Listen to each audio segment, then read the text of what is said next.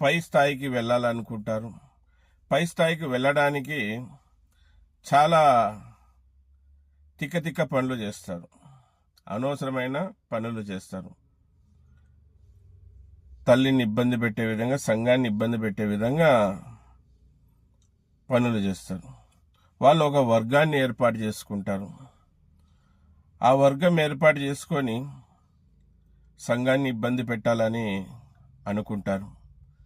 మళ్ళీ సంఘాన్ని ఒకటే ఇబ్బంది పెడతారా అంటే తోటి సంఘంలో ఉన్న వాళ్ళని కూడా ఇబ్బంది పెడతారు. సంఘంలో ఉన్న వాళ్ళని ఇబ్బంది పెట్టి మళ్ళీ సంఘంలో వచ్చేకి ముందు చాలా మంచి వాళ్ళు, వజ్రాలు లాంటి వాళ్ళు, సంఘంలో వచ్చినాక ఏమవుతుందో ఏమో తెలియదు, కానీ వాళ్ళలో ఒక విధమైన ఈగో వచ్చేస్తుంది, ఒక విధమైన శాడిజం వచ్చేస్తుంది. నేనే అనే స్థాయికి వెళ్ళిపోతారు. వాళ్ళు లేకుంటే సంఘం నడవనట్టు, వాళ్ళు లేకుంటే యూనియన్ ముందు పోలేనట్టు భావిస్తారు.